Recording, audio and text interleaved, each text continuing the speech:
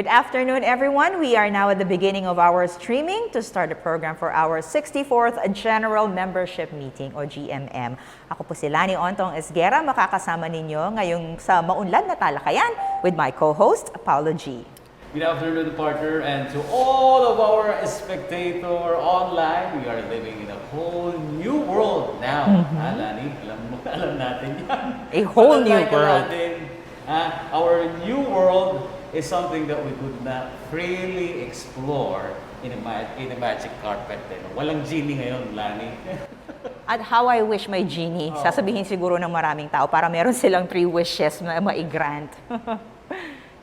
And I'm sure one of the wishes na hihignin nila para doon sa yung matapos na itong pandemic na ito at we could go back to our regular lives. But we are in our new normal, kaya what can we do, Paolo? But follow with what is happening right now, and let's just make sure that we are following our safety protocols as always.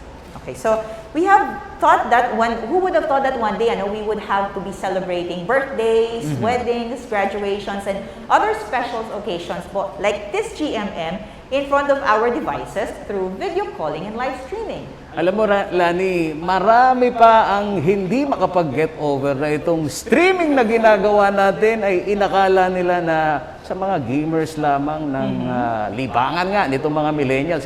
Ito ang business setup ngayon. Sounds like unusual, ika ng marami. But reality is, kung magtutrubak po tayo, mga kaibigan, mga followers ng PamCham, ito po ang resulta ng inabot ho nitong pandemya when we implemented a lockdown for almost 5 months ago to control the spread of the coronavirus.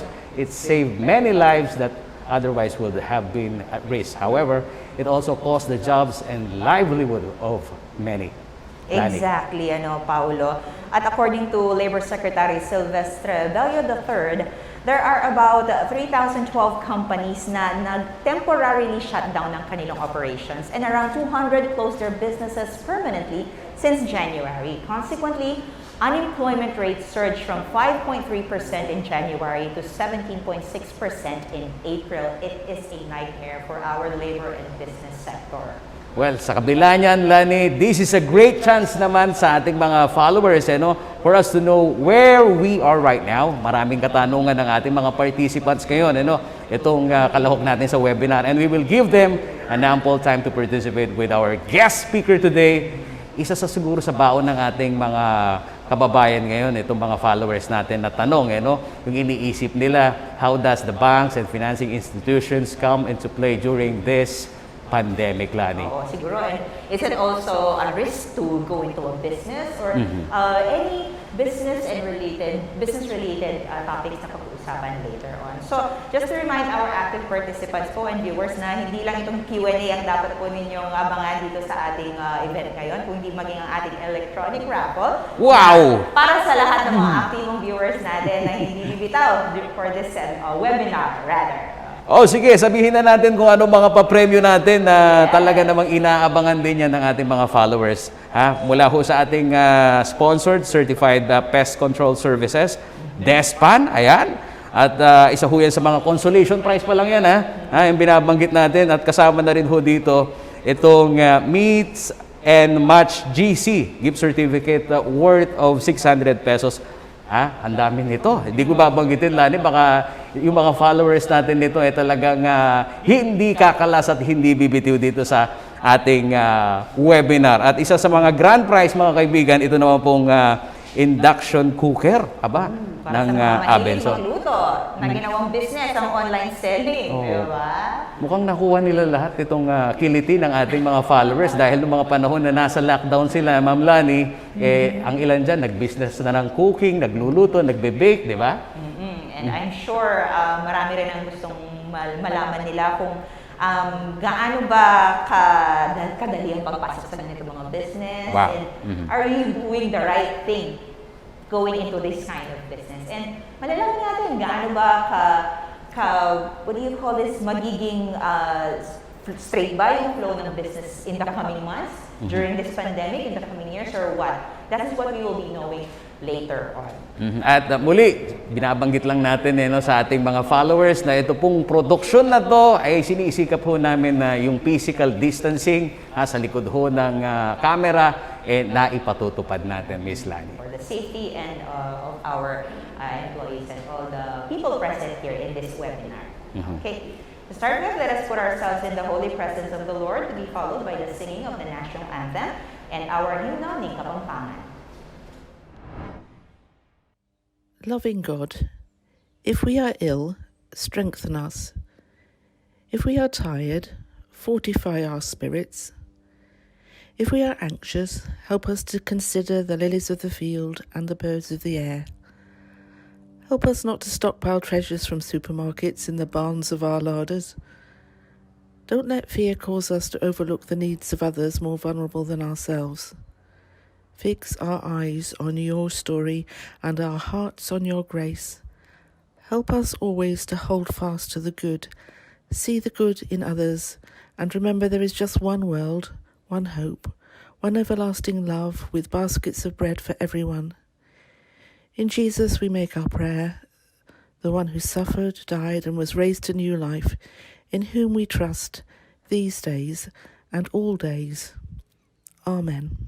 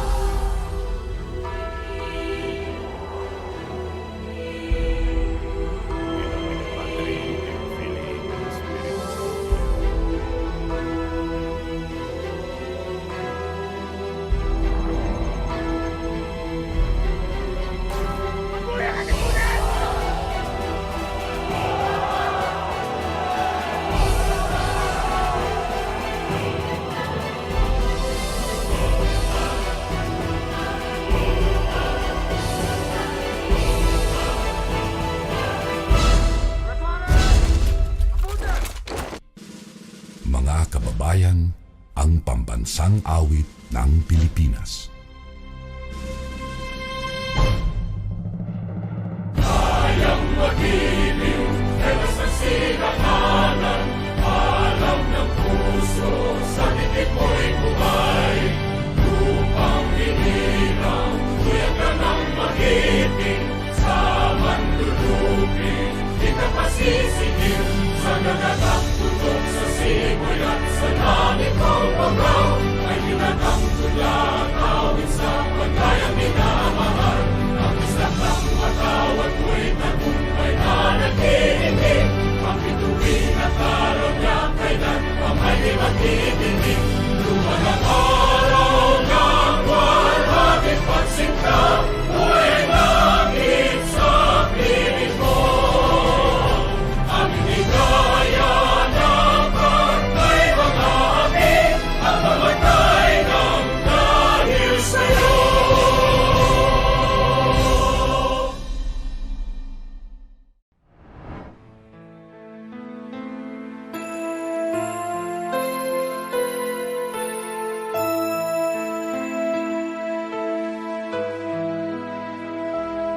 Kapampangan misakwak, kinglegwan naning alaya,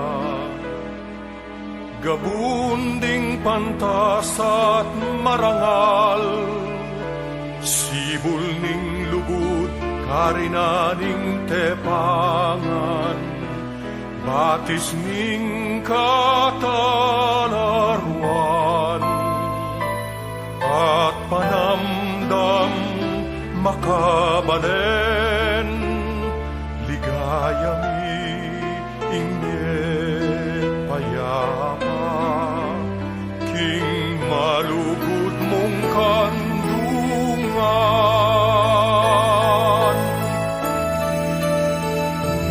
Kapampangan sa lening legwan, Kapampangan sandalaning katimawan, kilubing pusumi, atin kang dambana.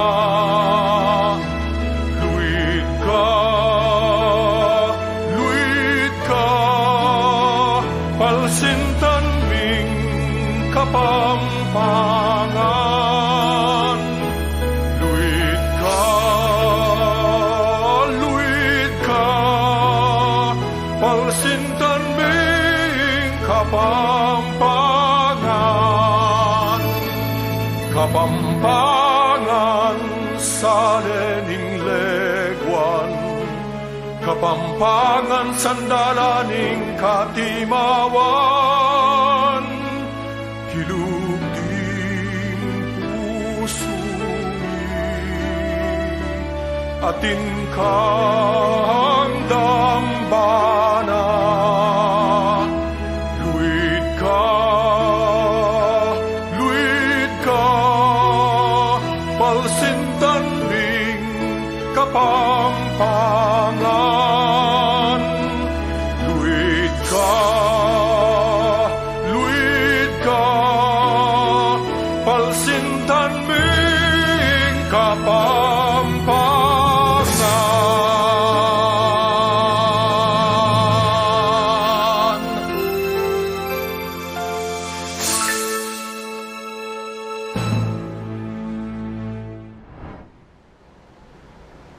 Welcome to Pampanga Chamber of Commerce and Industry Incorporated's 64th General Membership Meeting, the very first virtual GMM in the history of PamCham. We are very glad to have this GMM despite this pandemic situation, where everything is being done virtually thanks to all the platforms available in the net. We are live at the VIP Lounge of the Laos Event Center through Zoom, and later on we'll be catching our distinguished guest speaker through Skype. Yes, this is PamCham adopting the new normal. And as we speak, Ma'am Lani, we would like to thank Laos Event Center under Director Jor Laos for allowing us to use this VIP launch. Thank you, Director Jor. And a special mention to our 15th Board of Directors who sponsored GMM so it could be given free registration. Ayan ang masarap pakinggan kapag libre. And lastly, thank you also to our corporate partners. Check this out.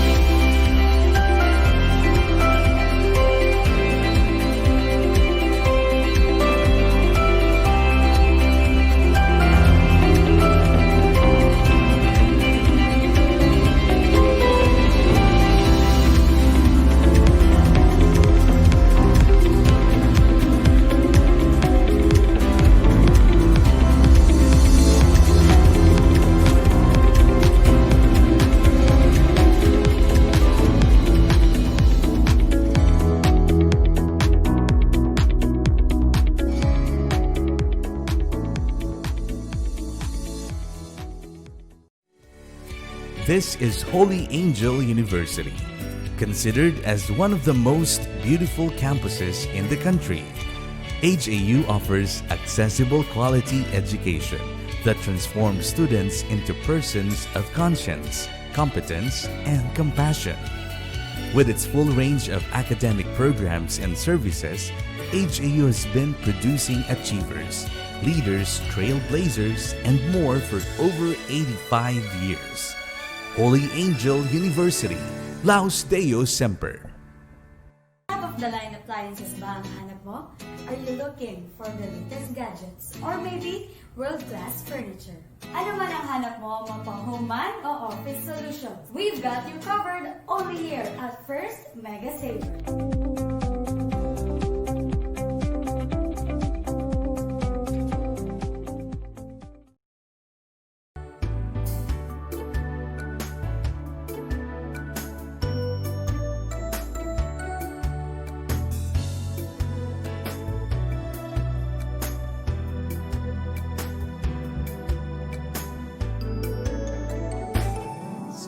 Florida, ika'y very happy.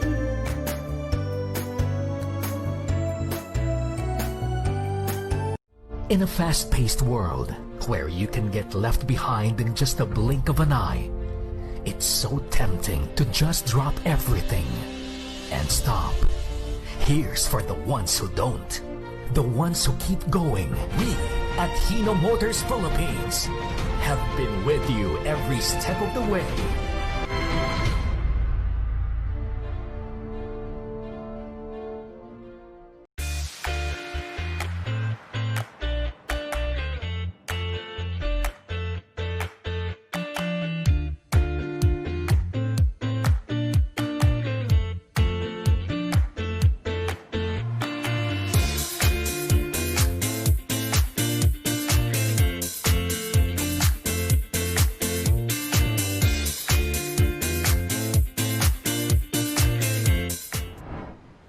And we're back. Thank you to all our sponsors, Ms. Lani. And if you want to be one of our corporate partners, you can send or call the Secretariat. All right, business as usual, or is it?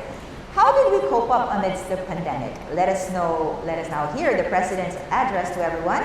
Ladies and gentlemen, our beloved energetic President, Mr. Rene G. Romero.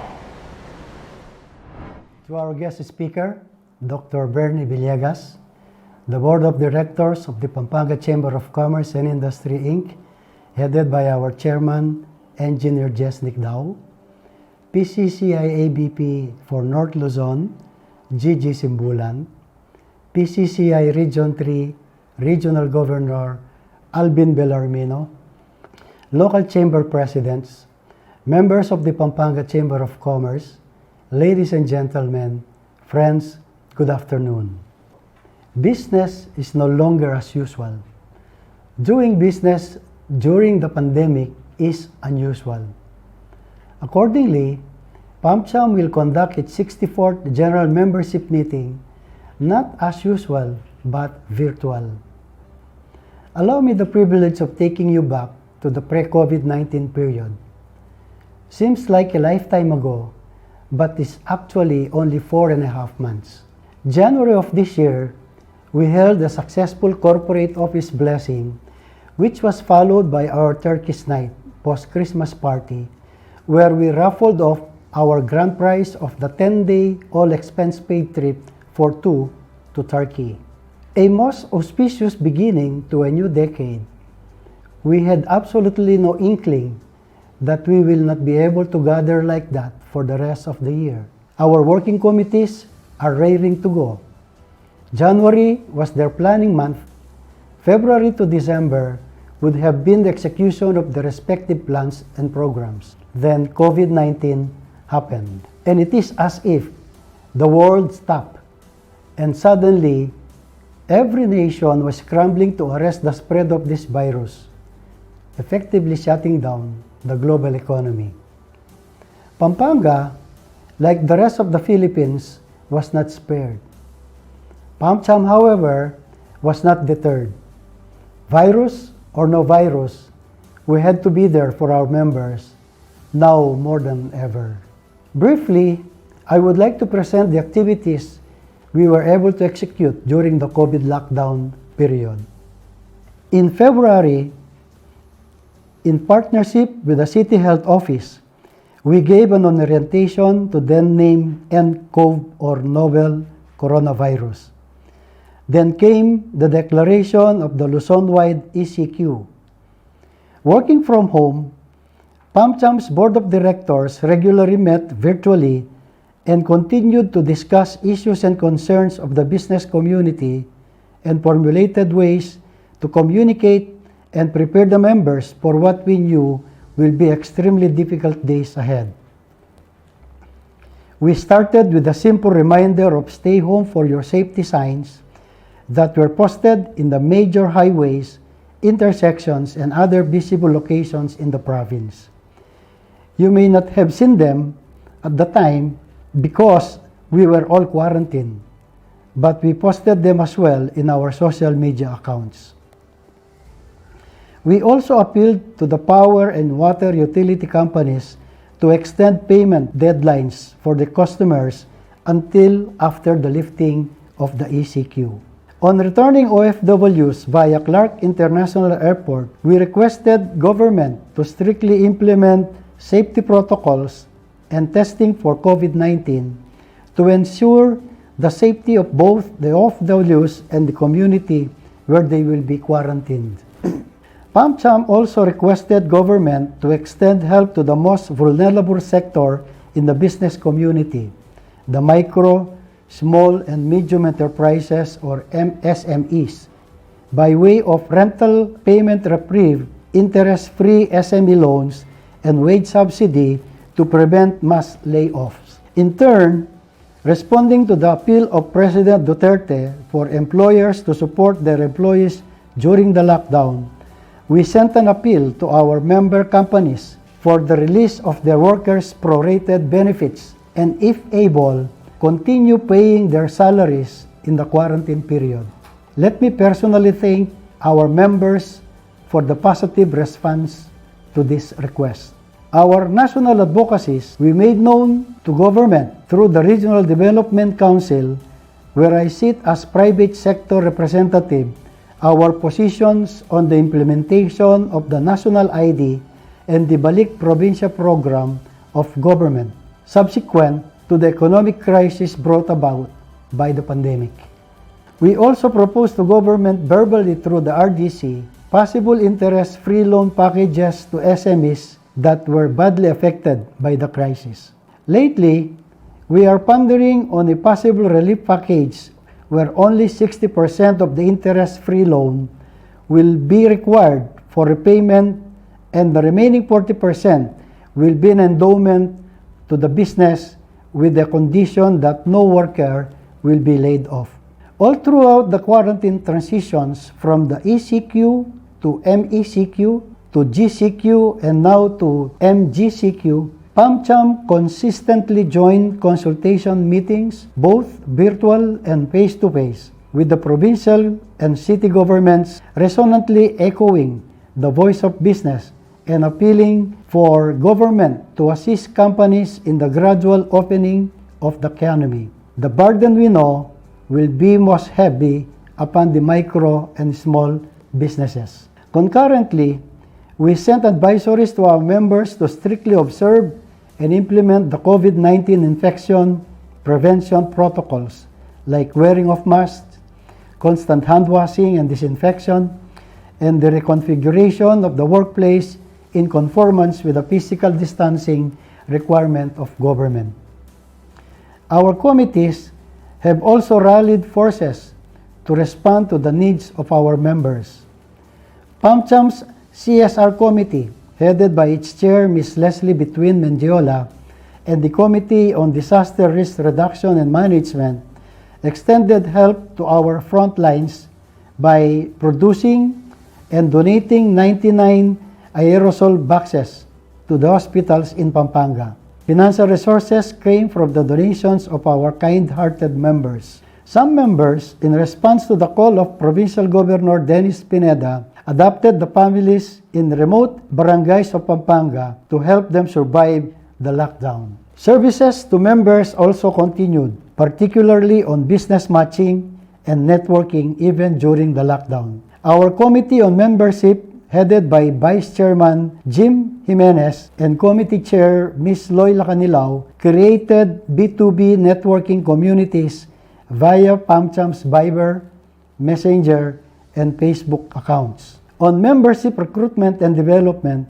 just last week, July 28, the committee inducted new members via Zoom, its first virtual induction. Our learning session committee was not deterred from rendering service. Its first COVID-free webinar was held in July with more relevant sessions to follow.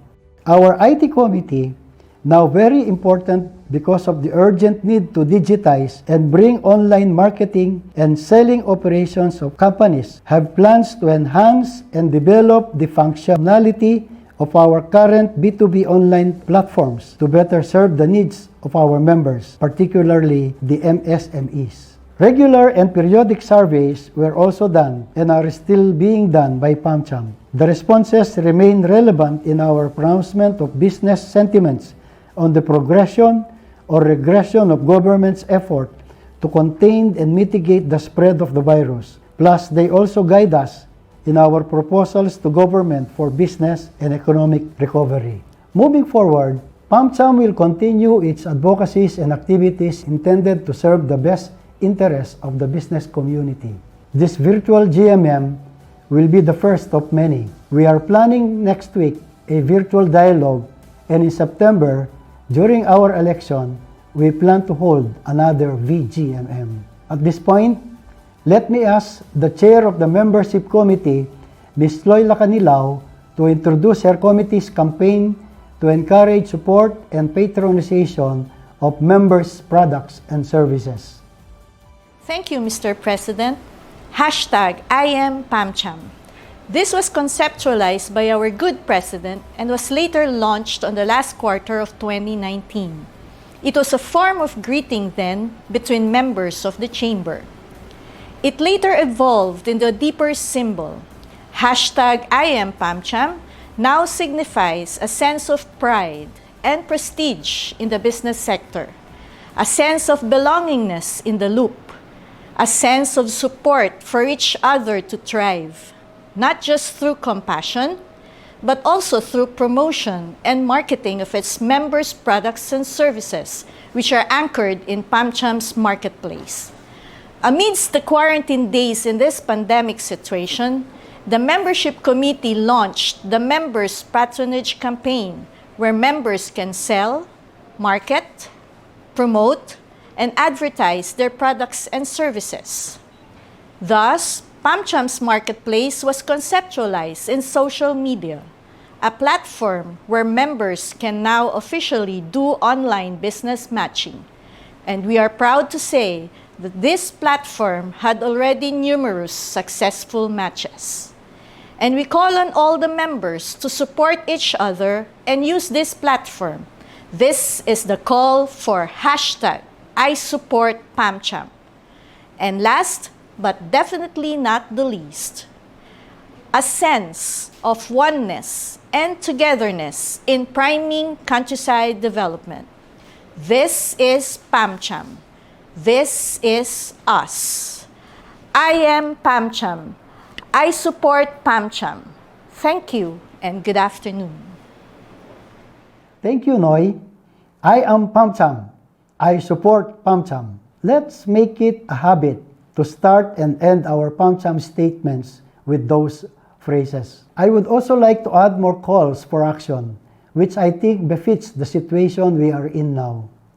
These are hashtag Bayanihan, hashtag Bay Pinoy, hashtag Bay Kapampangan, hashtag Save Jobs. These are more relevant now as we try to restore and recover our pre-COVID-19 state. Our Executive Director, Ms. Joyce Duldulao, will expound briefly on this. Good afternoon and thank you, Mr. President. PamCham is convinced that in this time of crises, our local and national economic resurgence hinges heavily on our support to MSMEs through the patronization of local products and services. But if PamCham members will recall, this has been a long-standing practice within the Chamber. We call this our big brother, small brother support system and the internal patronage of members' products and services.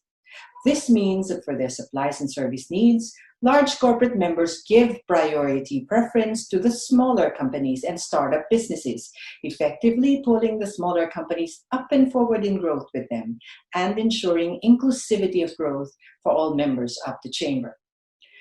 PamCham at this time of COVID applies these same principles but with a millennial twist. Now it's #Bayanihan, which is a play on the word Bayanihan, the Filipino spirit of unity and solidarity towards the achievement of a common goal. #ByPinoy, because now more than ever, local entrepreneurs deserve our support. #ByKapampangan. Of course, we are the Pampanga Chamber of Commerce and Industry, so let's promote and patronize our Kapalins products. #SaveJobs. In doing so, we preserve jobs and provide wage income to our workers, which will provide purchasing power to their family members and increase consumer demand, which eventually saves the economy and ultimately coming full circle to saving our own businesses. Thank you, Joyce. Let me end my message by expressing my personal gratitude to our guest speaker, a respected, dignified, and most credible expert on the economies of Asia and the Pacific. He had always positively responded to many requests to be PamCham's guest speaker and economic advisor over the years. His credible insights, spot-on assessment, and analysis of the global, regional, and local economic trends have given Pampanga businessmen essential direction and guidance in their respective company plannings and business projections. Again, thank you and welcome to the PamCham's 64th General Membership Meeting done virtually.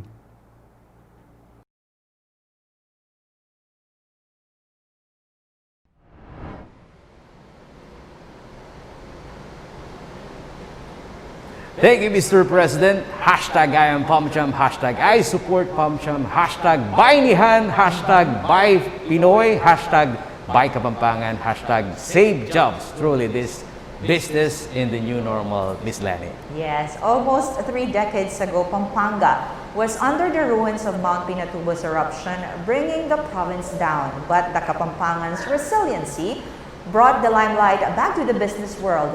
Now, we are again tested as we try to move forward with the threat of the COVID-19. Let us now hear the address of our chairman, Mr. Chesnick Dao.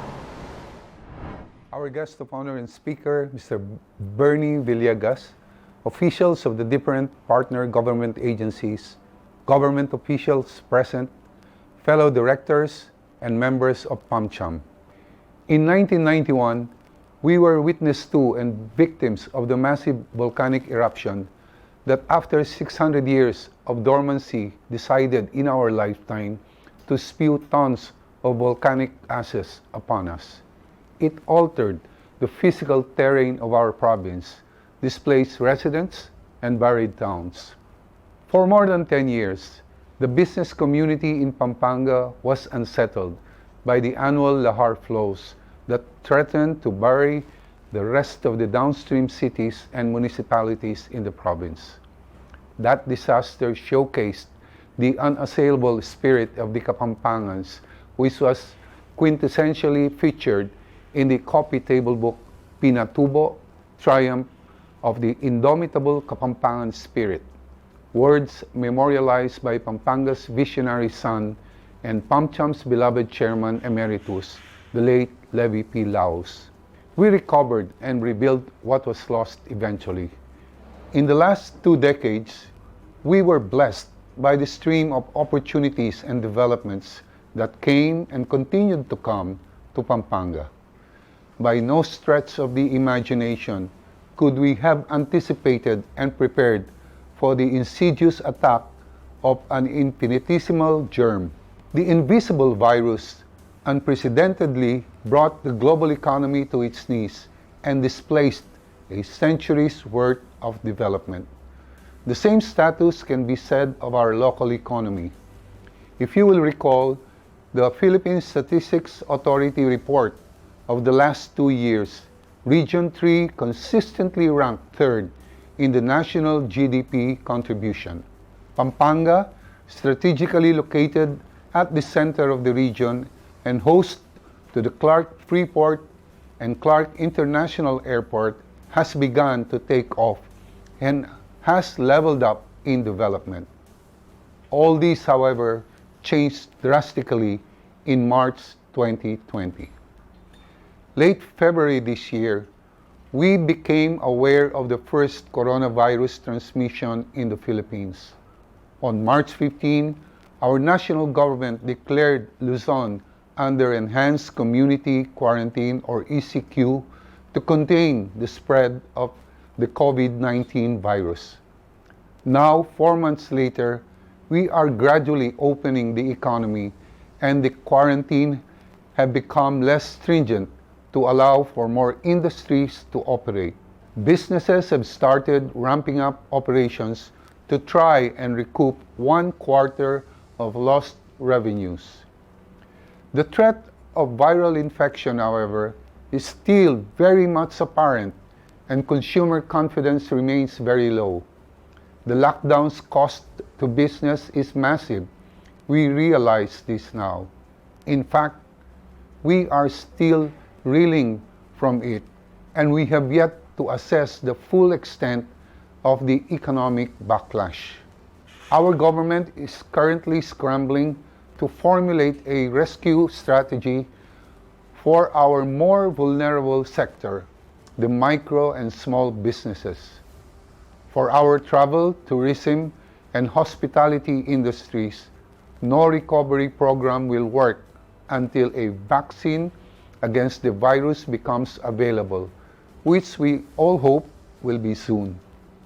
In the meantime, we have to adopt extra precautions against the virus and adapt to the new normal way of life. Our focus is now shifted to disinfection and protection. Wearing of face mask and or face shield is a must. It is a must. Washing of hands should be a habitual. Physical distancing in and out of our business premises should be religiously maintained. Let us all heed the lessons of the pandemic and re-evaluate our priorities as a nation and as a people. Now, more than ever, it becomes imperative for businesses to conform to the 3 Ps of doing business: people, planet, and profit, absolutely in this order. As one business community, let us resolve to unite and trust in each other's capabilities to restore, rebuild, and recover our local, regional, national, and to a certain extent, our global economy. What will work to get us out of this crisis is our faith in a higher power and our resolute determination to overcome the crisis. In our most recent survey on the effect of COVID-19, PamCham members expressed positive hope for recovery, but all agreed that the ultimate trigger to rev the economy back to its pre-COVID momentum is the vaccine for COVID-19.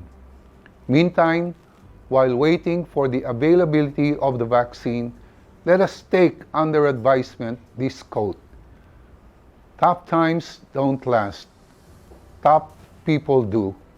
Or in our case, tough businesses do. Thank you very much for your continued support to PamCham.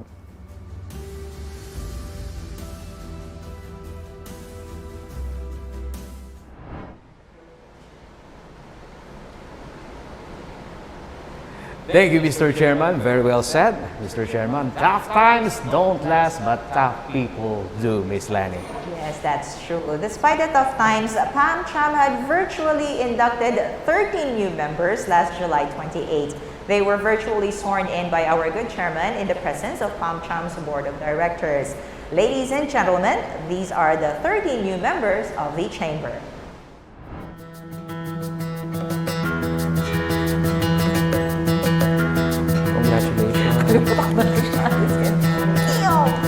Congratulations sa kuya ka na. Gaya kaya nila.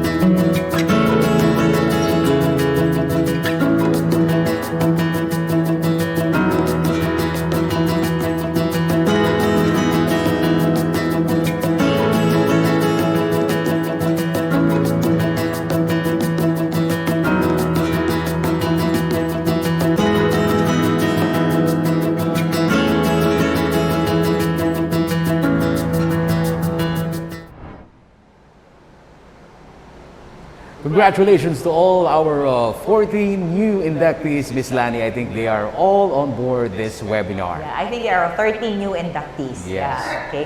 At this point, may we recognize the participation of our different sectors that are joining us now at this webinar. We would like to thank the representatives from Dole Region 3, represented by Ms. Maria Zenaida Angara Campita. From DOST Region 3, we have Mr. Julius Cesar Sicat. From DTI Pampanga, we also have Provincial Director Elenita Ordoño. And we also are joined by the representative from Park Development Corporation, President Noel Mananquil. We have Lea Hernandez from NEDA Regional Office 3. And from the National Economic and Development Authority Region 3, Ms. Pauline Kimberly Cortez. We are also joined by the Philippine Chamber of Commerce and Industry Region 3 Governor Dr. Alvin Bellarmino, and from the Philippine Chamber of Commerce and Industry RG CAR, Governor Tom Panis. And also, we also have from Bulacan Chamber of Commerce and Industry, Ms. Cristina Fuentes. Maraming salamat po sa inyong pagtutok dito sa webinar. Jam-pack talaga lahat ng mga bigatin. Miss Lani, eto't nakadunghaw at inaabangan itong ating webinar. Yes. Let us now move to the most awaited, Lani, highlight of this event. Ladies and gentlemen, but before I introduce to you our distinguished guest speaker, may I remind everyone that you may ask questions through the chat box, key in those questions, and we will picking them and later on ask those questions after our guest speaker's presentation, that being under Q&A portion. And now it's time to introduce our guest speaker, Ms. Lani. Our guest speaker today is a visiting professor of IESE Business School in Barcelona, professor at the University of Asia and the Pacific, and research director of the Center of Research and Communication, Manila. He has a PhD in economics from Harvard University and is a certified public accountant, having been one of the CPA board top-notchers. He obtained bachelor's degrees in commerce and the humanities, both summa cum laude, from De La Salle University, where he established a record by obtaining straight A's in the LEACOM course, a 5-year program he finished in 4 years. He is the author of several economics textbooks widely used in Philippine schools and universities, and also wrote a number of management bestsellers like The Philippine Advantage, Book of Virtues and Values, Productivity, Path to Global Competitiveness, The Filipino Phenomenon, The Philippines at the Threshold of the Third Millennium, and The Positive Dimensions of Population Growth. He is currently a member of the boards of directors or advisory boards of leading national and multinational firms such as the Benguet Corporation, Alaska Corporation, Finma Property Holdings Corporation, McDonald's, and IBM.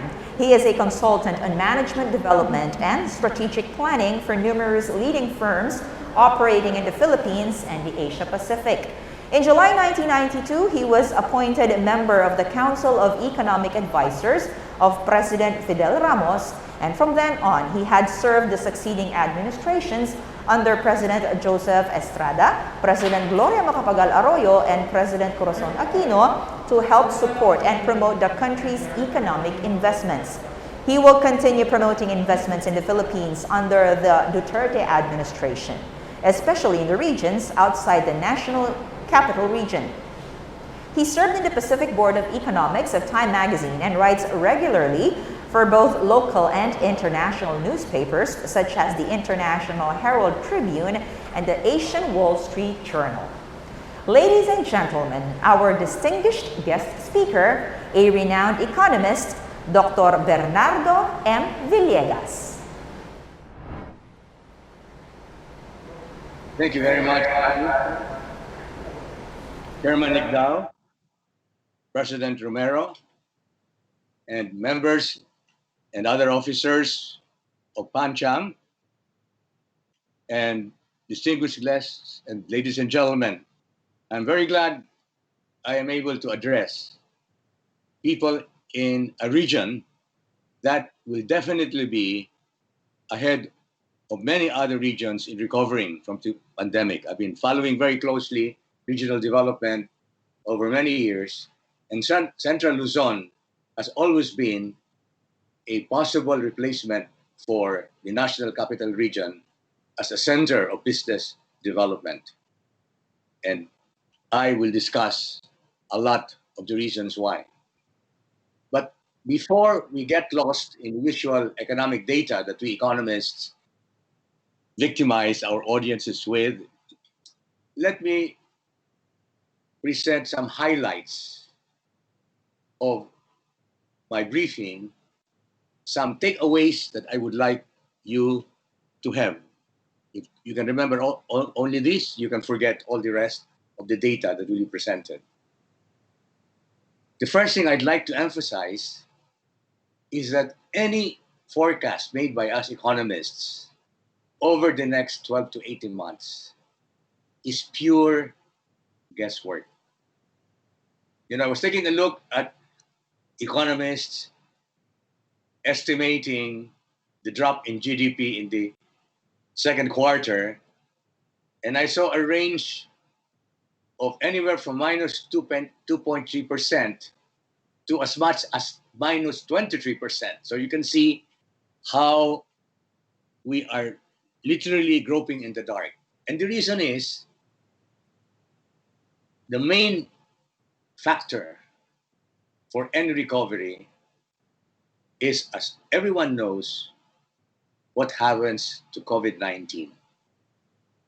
And no one of us knows, even the most expert economists or medical specialists, how many more waves will be coming in the next 12 to 18 months.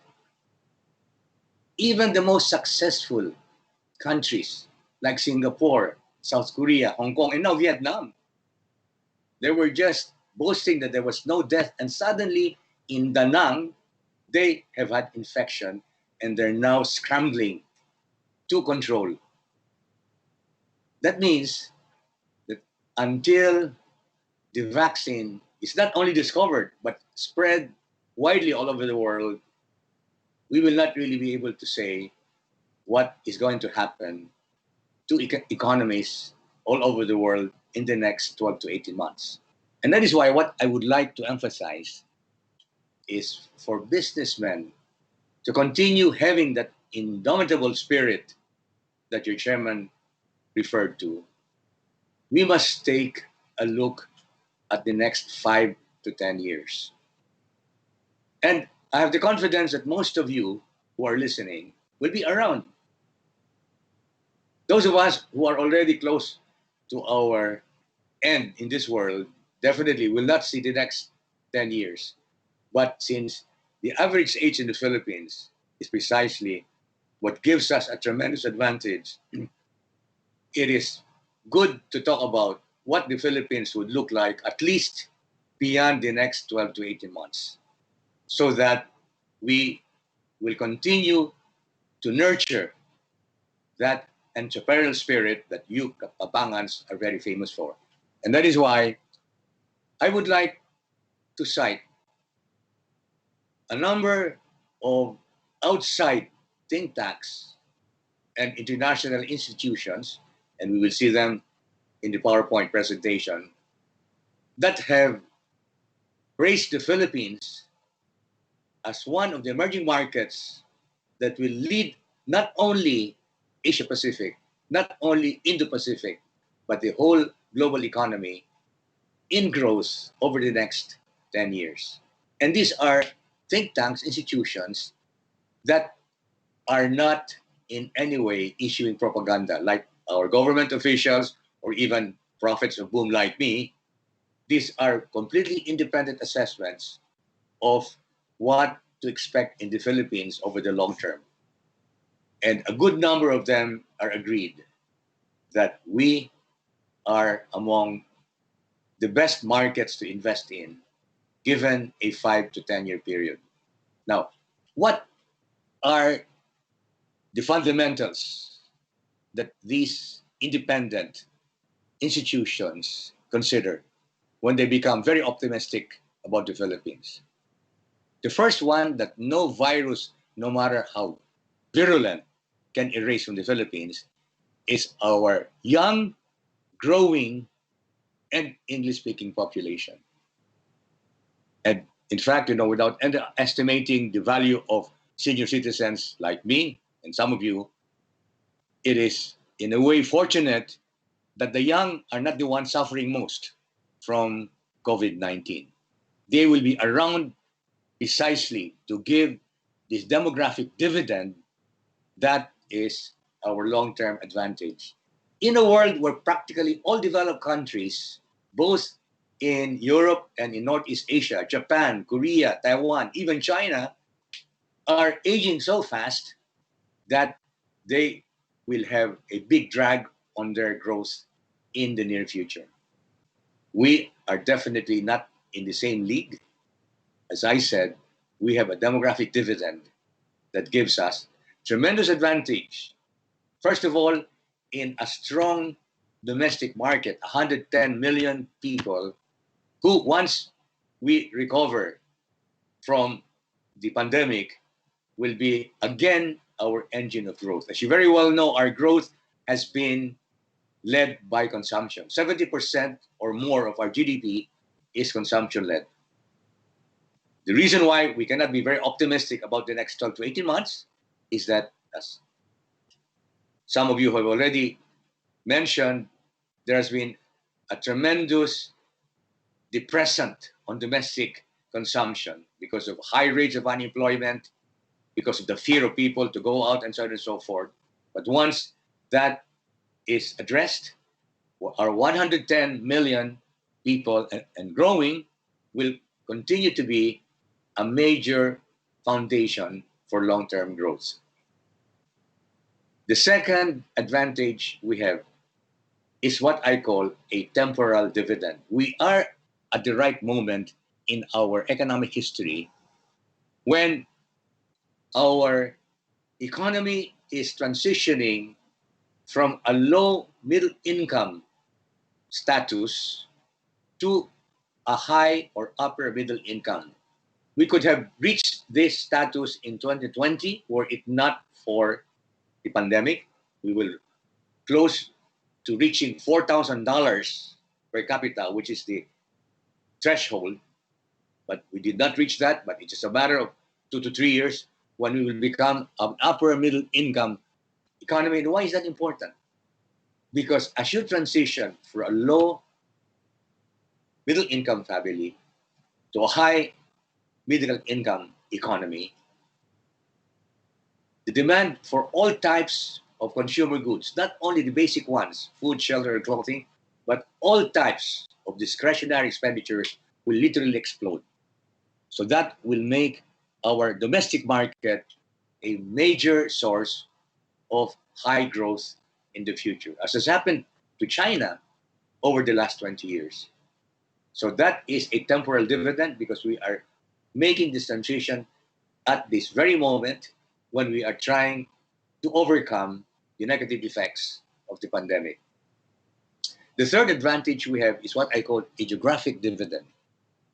We are right smack in the middle of the most dynamic region in the world for at least the next 20 years. That is called the Asian century. I'm sure many of you know that the last century was referred to as the American century.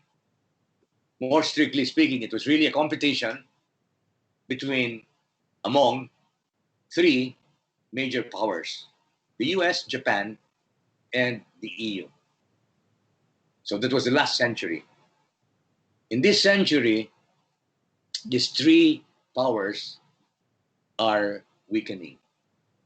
They're struggling, even during normal times, to grow at 2 to 3% GDP-wise. While the countries and territories in Indo-Pacific, and the leading ones are also three: China, India, and the ASEAN Economic Community, made up of 10 countries that are forming something similar to the EU. These three territories will be definitely the engine of growth of the global economy.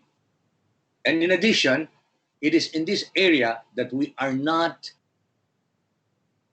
falling for the error that you see in Brexit, in America First, protectionist, inward-looking. We are still very open to trade. And that is a great advantage. We are in a region in which we can expect to continue, first of all, trading freely with our ASEAN neighbors and with China and India, who are not in any way following the example of the US. So that is a geographic dividend that we will take advantage of. Then, what we have in our own strengths as a country, we will have the build program for a long, long time to come that will not be limited to this present administration. As we take a look at the infrastructures of our neighboring countries like Taiwan, South Korea, China, definitely we have a long way to go before we can match their infrastructure. And that means that at least the next two presidents will continue with what is being done right now, and that will be another engine of growth after domestic consumption.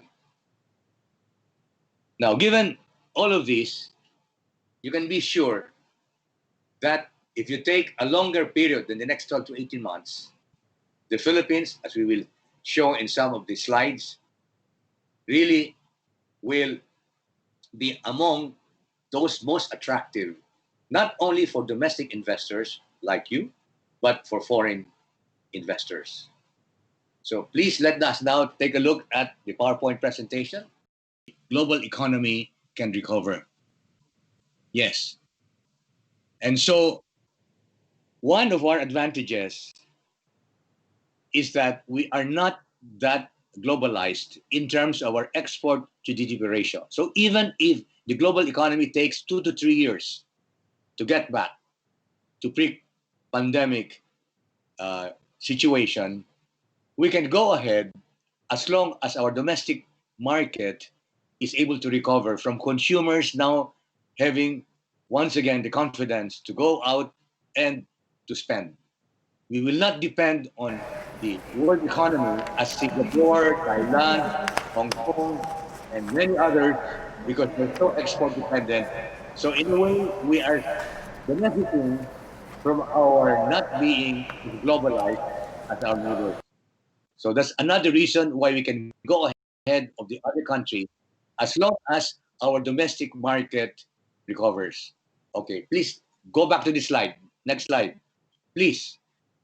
Brexit trade wars could lead to slowdown, and here you have the global economy. Actually, it is already underestimated. There can be much larger decline, especially with second and third waves of COVID hitting United States and other countries. Advanced economists take a look at how they will decline by minus 8%. That is really called a brutal decline. while emerging markets, no, please stay with the slide, please. Please stay with the slide. Don't show me the slide, please. Always stay with the slide. You don't have to go back to me. So emerging markets, a slight decline of minus 3.0% in 2020, and a rather quick recovery in 2021, 5.9%. So, as I said, these are already obsolete, but they give us an idea of the comparison between the global, the advanced, and the emerging markets. Next slide, please. Next slide. Here, you have the different areas. United States, very large decline in 2020. Europe, even larger, minus 10%. Middle East, minus 4.7%. Emerging and developing Asia, just minus 0.8%. And in fact, China already is growing at 2 to 3%. So China is the first economy to recover with a positive growth rate. And by the end of the year, China may be growing once again at about 5 to 6%. Latin America is also devastating because many of their leaders have been denying that COVID is a problem. Sub-Saharan Africa, they're not as affected by COVID, and that is why they have also only a slight decline.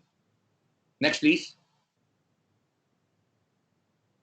Here you have regions again presented. Again, this is a little obsolete because this was presented before, this was in June 2020, before the second and third waves of COVID hit some of these developed countries. But it will give you an idea of the difference between us and the advanced economies. Next, please. Next.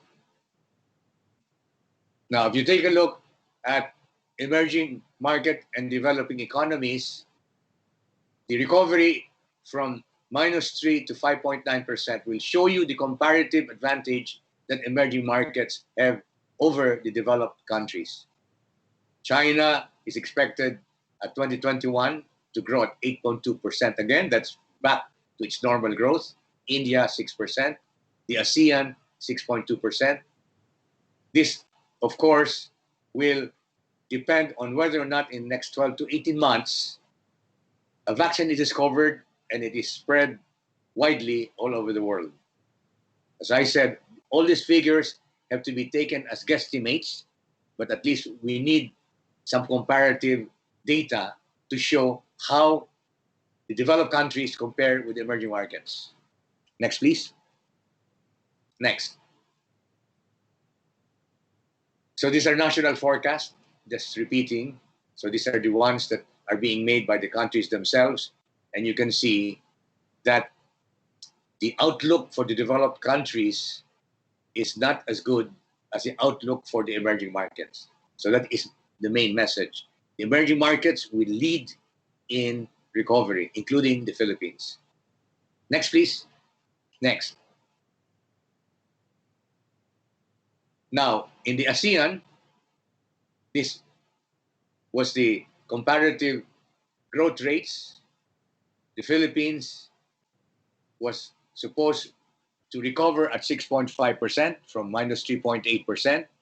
So more or less equaling and even surpassing the recovery growth rates of our neighboring countries.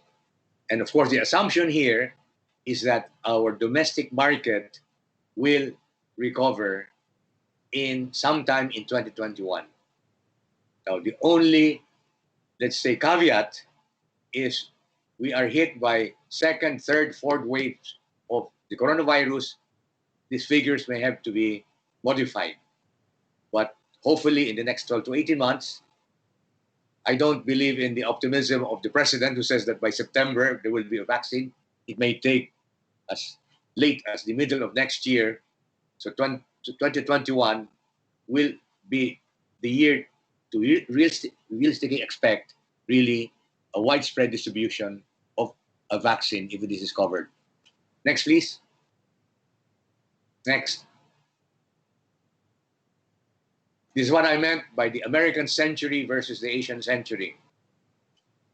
If you take a look at the lower tables, the countries of the American century are struggling even before COVID to just grow. Japan minus 0.8%, Eurozone 1.8%, US 2.9%. Those are the growth rates that they can recover once the pandemic is gone. While, take a look, please go back to this slide. Take a look at what we were doing pre-COVID. China 6.6, India 7.1, and the ASEAN 5.2. And we, as you very well know, we're growing at 6 to 7%. Next, please. Next slide. So I just wanted to show you what the emerging markets presented some 10 years ago by the Goldman Sachs economists. I'm sure you remember BRIC, Brazil, Russia, India, and China. Unfortunately, over the last 10 to 12 years, Brazil and Russia fell along the way because they mismanaged their economies. The only remaining star economies are India and China, and the ASEAN has joined them, especially the ASEAN 5, which includes us. So we are now in the same league as India and China. And that is why I say that in the Indo-Pacific region, we will see the greatest growth and the greatest recovery from pandemic. Next, please. Next. You know, in addition to BRIC, the same economists of Goldman Sachs presented 11 emerging engines of growth. And you will notice that only 3 from the ASEAN are included in the magic circle. They are Indonesia, the Philippines, and Vietnam. And in fact, some of you have heard me this before, have said this before. If you want to remember very quickly, these 3 countries, think of the initials VIP, not very important person, but Vietnam, Indonesia, and the Philippines. These are the 3 countries that will dominate the ASEAN economic community because of their large population, their human resources, and their natural resources. Incidentally, I forgot to mention, when talking about our long-term competitive advantage, what the COVID-19 will not erase is the rich natural resources that we have, especially as regards tourism. The moment tourism is able to recover, and I'm afraid it will take at least 3 years, international tourism, what can recover sooner than international tourism is domestic tourism. The moment Filipinos are allowed once again to travel from one province to another and from one island to another, we will have a 60 million Filipinos with enough income to do domestic tourism. And that is what will stimulate, once again, hotels, restaurants, recreation, beaches, and so on and so forth. But the types of hotels will not be the expensive ones that cater to international tourists. They will be what are known as bed and breakfast facilities, which obviously are very good for MSMEs. So small hotels, if you take a look at Puerto Princesa, there are dozens of bed and breakfast facilities, and I'm sure those are also surfacing around the Central Luzon area, which will be recovering with domestic tourism once we're able to address the COVID-19 problem. Next, please. So this is what I was referring to. Oxford Economics just last year looked into the next decade, and they said that the 10 leading emerging markets that will dominate the global economy are, number 1, India, number 2, the Philippines, number 3, Indonesia, number 4, China. So we are actually next only to India in terms of our attractiveness, surpassing Indonesia and even China.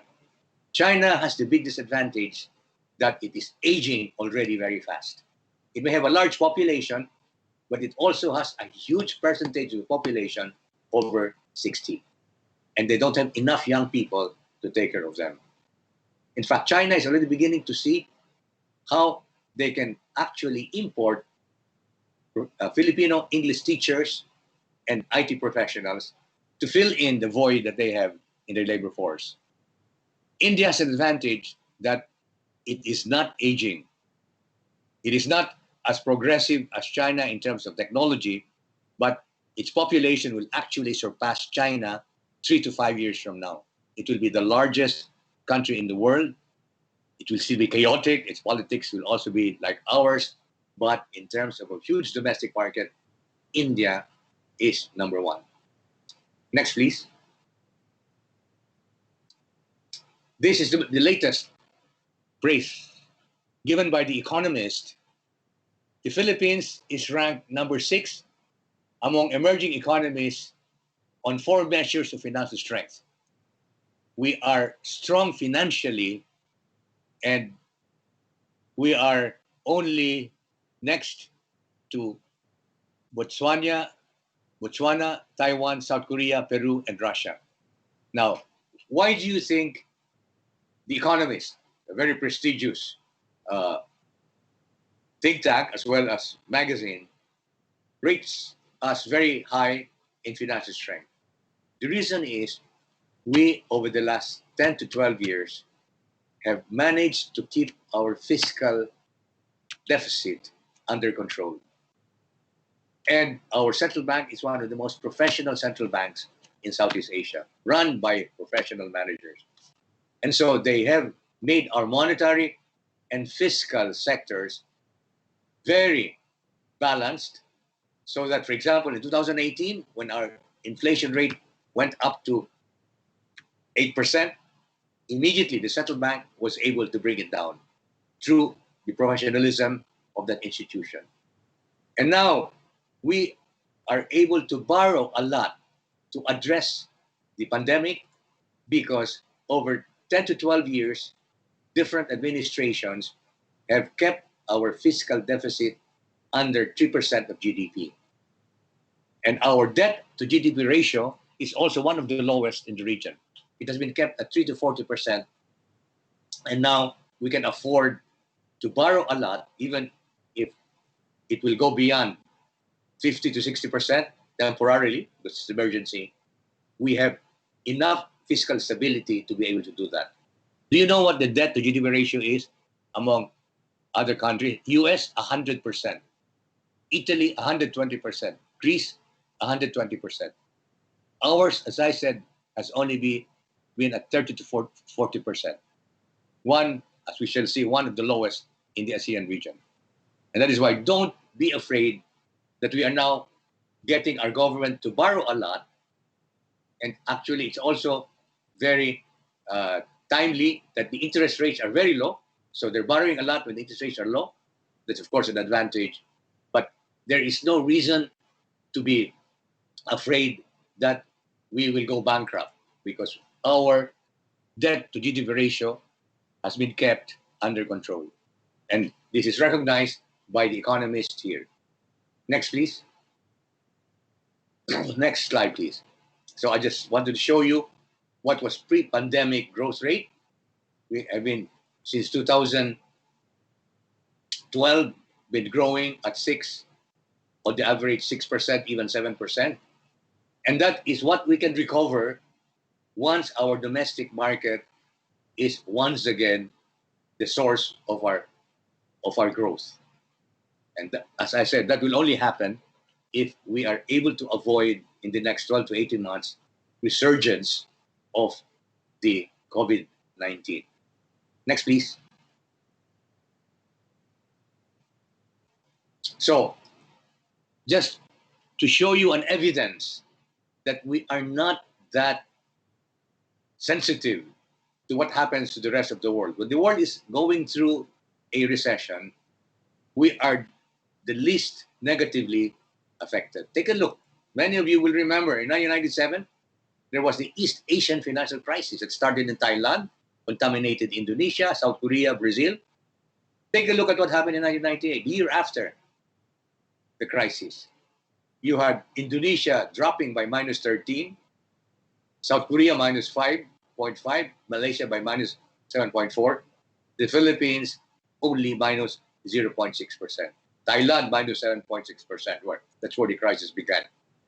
So this proves to you that we are not affected but by what happens to the rest of the world as much as the countries that are very export oriented.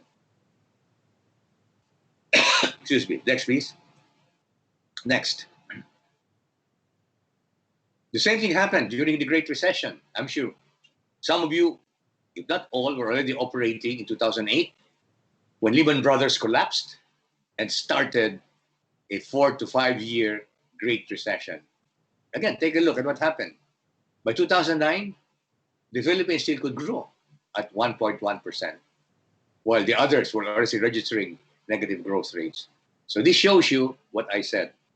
Even if the global economy takes 2, 3, 4 years before recovering to pre-pandemic levels, the Philippines, as long as our 110 million Filipinos begin to have confidence in spending again, we will recover ahead of the others. Next, please. Next. So just to summarize, the opportunities for the Philippine economy among the fastest rising emerging markets. So I always emphasize this is an opportunity over the medium term, at least over the next 5 years. So let not the terrible situation we find ourselves in the next 12 to 18 months color your view about the Philippines as an area in which to invest. Obviously, you have to survive, and I'll just mention a few strategies for survival. But don't lose your indomitable spirit, as your chairman referred to. Aging labor force and the more crisis in developed countries, which we will feel. In fact, even right now, I'm talking to Germans and Japanese who are already teaching German and Japanese to our nurses, to our IT people, to our professionals, because they're all expecting that they will need these people once they recover. So don't worry that there was a report about a big drop in our remittances from overseas workers. That's very temporary. The moment countries in Europe recover, the moment Japan's already recovering, they will have a tremendous demand for Filipino workers, but not the low-level workers like domestic helpers. These are going to be health workers, IT workers, people who are teaching, and so on and so forth. So we will be able to recover those $30 billion or more that our OFW workers have been earning over the last several years. Because, I repeat, we have a young, growing, and English-speaking population that many countries do not have. Now, rebalancing between China and other Asian economies. There was a question forwarded to me about the role of China. What I see is a healthy trend is that from an extreme swing to China of President Duterte at the beginning of his administration to the China, China, China, now with the right advice, I see the government balancing China with Japan, with South Korea, even with Taiwan, because these other three Northeast Asian countries have tremendous resources in technology to help us with the Build program in other industries. I'm not saying that we should stop our relationship with China. China can still be a good market, especially for our high-value agribusiness products and for some of the exports of the electronics industries in our pesas. But let's not put all of our eggs in the China basket. Among other reasons, because our experience is China promises a lot, delivers very little. If you take a look at infrastructures that are now actually ongoing, very few are really financed by China. You very well know that that train that will be coming from your region, from Clark to Manila, is Japanese sponsored. And even the subway that people are now talking about in Manila is also by the Japanese. I'm not saying that we should stop completely our relationship with China as regards getting them to finance our infrastructure. In fact, I would like China to build the railway system of Mindanao. I think they can do it, but let us make sure that now we are balancing our relationship so that we don't swing too much from the US towards China. China will definitely be a very important economic power in the region, and definitely as regards friendly relations, to solve, of course, the political problem in the South China Seas, as they call it, in Western Philippine Seas. That is a political issue that has to be addressed. But as regards economics, it is good to be in good terms with China. I already mentioned heavy government spending on infrastructure. Now, what is happening is a lot of factories are closing down in China because of the war between the US and China, and are moving to Southeast Asia, but unfortunately, we're getting very little of it. Vietnam is getting the bulk of it because Vietnam is a lot more open to foreign direct investments than the Philippines. We still have our problem with our constitution that is too restrictive, and I don't think we will be able to solve that in this present administration. I think it's too late to amend the constitution, although I like people talking about it so that in the next presidency, as early as possible, we will remove from our constitution some of those restrictions that discourage foreign direct investments. And the last great development, and as mentioned at the beginning, Central Luzon is going to be one of the first beneficiaries, is the movement out of the National Capital Region. In fact, the Capital Region has been growing at a very slow rate over the last 5 years. Davao, Central Luzon, Calabarzon have been growing faster. Even Bicol has been growing faster than NCR. And I like that trend. Because really, people talk about Balik Provincia. We should really identify which are the provinces to which people from Manila can move to quickly. So we have to be also very choosy, so to speak. We cannot have a Balik Provincia for 72 provinces.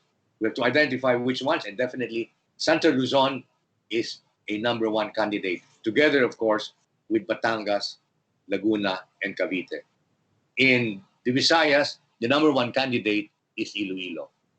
Cebu is already like Metro Manila, a hopeless urban area that cannot really expand too much. But Iloilo is very, very attractive for expansion. And very logically, Davao is going to be the one that will capture a lot of investments to Mindanao. So these are the regions that can recover faster than Metro Manila and the other provinces. Next, please. Next, please. So these are the growth dampeners. Very low agricultural productivity. That's a long-term problem that hopefully we'll be able to address now that during the pandemic, our leaders have seen the great importance of food security. And we have a very good Secretary of Agriculture in William Dar. I hope that in the next 2 years, he will lay the foundation for a long-term focus on improving agricultural productivity by expanding our farm to roads network, our irrigation systems, all the resources we denied our small farmers for too long. And incidentally, there are 4 sectors that will recover ahead of others. So these are what can recover with a so-called V-shape. What are these sectors? And I'm glad some people mentioned that there are some of you who already are diversifying into certain types of industries to make sure that if your present industry is either going to disappear, like a lot of restaurants will close down, definitely, in Metro Manila. Travel agents will disappear, and many of them will not recover. Therefore, those who are in these sectors that are threatened by extinction should already start thinking, what other industries should we get into now? And definitely the number one is anything to do with food and agribusiness. That is going to have a V-shaped recovery. Anything that will be in farming, in post-harvest, in cold storage, in logistics, in processing, even in a small way, even in your home, just baking and selling for takeouts, all of these will be the industries that will have a V-shaped recovery. Actually, it doesn't need to recover because right now, the food business is doing very well in takeouts and so on and so forth. The second very promising sector that will have a V-shaped recovery is anything related to health and wellness. It's a no-brainer that everyone now is thinking about how to spend more in either preventing disease or curing disease. And that is going to be definitely post-pandemic, an area that some of you should start diversifying into if you're not yet in things related to health and wellness. The third one is very obvious, this thing that we're doing, Zoom, webinars, and so on and so forth, everything that has to do with what is known as the fourth industrial revolution, digital, more computers, more smartphones, more digital services, that is going to really jump with very high growth rates after the pandemic. You can imagine all the educational institutions that will go at least into blended learning. They will require more and more of these devices so they can teach part of their lessons at home. We at UANP right now, all of our classes are online. Now, I know that the poor students will need alternative sources of modular, they're still printed, but sooner or later, they too will be able to participate in blended learning at least, and that means a tremendous demand for all types of digital devices and services. So that, together with education, is going to recover more quickly than others. The ones that will take an L-shaped recovery, meaning it will take 3 years before they can even talk about recovery, are travel internationally. So anything to do, and that the airlines, some of them actually will die internationally. So these are not going to recover with a V shape. They will have an L shape, and some of them may actually disappear. The same thing with a lot of malls, retailing. In fact, company as old as J.C. Penney, as you have read, is now bankrupt. And many other large retail stores in the US are disappearing. So only a few retail stores will actually survive, because a lot will now be done by electronic trade. So people don't need to go to stores anymore. So that is an area that will go through at least an L-shaped recovery. Now, let me just continue. Obstacles to doing business, we still have to overcome that, especially some unenlightened LGUs that put all sorts of obstacles to businesses that want to operate in their areas. So that has to be communicated to LGU heads. We still have a shortage of some types of technical skills, especially in construction. And that's why in education, we have to give a lot of emphasis to TechVoc education and convince parents and students that you can be as dignified being a carpenter or a plumber or a mechanic as being an accountant or a lawyer. I know that requires a lot of change of a mindset, but that can happen with some of you actually being very much involved in technical education. There's nothing we can do about the next problem, high frequency of natural calamities. We just have to be prepared. We still have the highest rates of electricity in Southeast Asia. So, but that is being addressed now with a lot of conglomerates investing heavily in power plants. And I'm afraid to say that coal will be with us for a long, long time. It will take a long time for us to really go green, because precisely our problem is our rates of electricity are high. Coal is still the least expensive way to bring down our rates of electricity. The last one is something that is a long-term struggle. Let's take a look at what's happening to PhilHealth.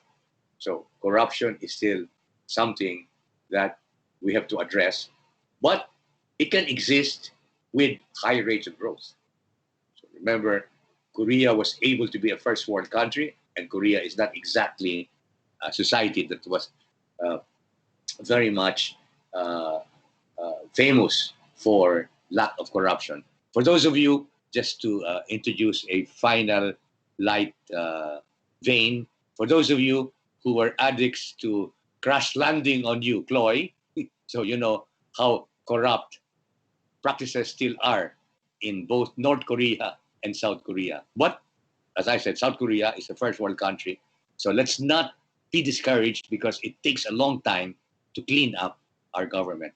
I think I will stop here, although there's more things in the PowerPoint. In fact, I give PamCham the liberty to send this PowerPoint to whoever will ask for them, those who are participating.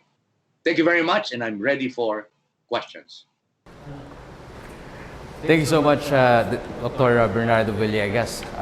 Talaga namang napaka-komprehensibo nitong naging diskusyon na sa perspektiba ng ekonomista, napakahalaga sa panahon nito, lalo na ating malaman kung anong kalagayan ng bansa, gayon na rin itong mga aspeto na nakakaapekto sa ating ekonomiya. Lalong-lalo na kapag kakausap natin yung ilang mga negosyante, mga stakeholders, iba talaga itong panahon na to, pandemic, yung ilan nga, kapag ka nakakausap natin, hindi daw pinanganak sila itong mga panahon na may pandemic na hindi nila alam kung paano sila aakto. Doc, ito pong mga nauna na pong ipinadalang tanong ng ating pong mga followers, Ma'am Lani, Miss Lani. Basahin natin from Billy San Juan, Sir Billy of CLTV 36. Sabi niya, I heard that the US is looking at a square root shape recovery instead of the V-shaped recovery. This is due to the huge public debt incurred to subsidize businesses in their business stimulus package. Are we looking at the same type of recovery given the country's economic ties with the US? Or are we in for an L-shaped recovery? Doc. Let me answer. As I said, what happened to countries like US, Europe, Japan has only limited impact on us because we are not an export-oriented economy. And I think the US will take some time to recover because their citizens are completely irresponsible. They do not wear masks. They go to summer camps. They go to beaches and so on and so forth. I think they will have many, many waves of the virus. So I think definitely they cannot aspire to a V-shaped recovery. But that should not worry about.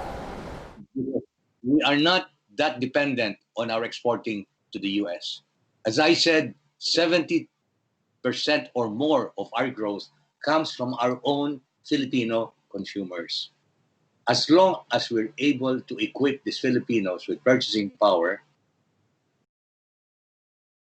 but the government still spending a lot on what is called stimulus package, and that's why I said if the government is continuing to borrow because they have to give purchasing power to a lot of people who are unemployed. Tanong, we will accommodate few questions from our followers, pero sa dami nga nitong mga nabuksan na issue at nabuksan nga na pinag-uusapan natin, Lani, dapat direktamente yung malaman natin kung ano ba yung paghuhugutan ng mga kapitalista na para bumalik yung tiwala sa pamumuhunan dito sa ating bansa. Oo, ang tanong kasi ni Sir Billy, kung yung recovery daw ba nung sa ekonomiya ng Pilipinas magiging mabilis o ganun ba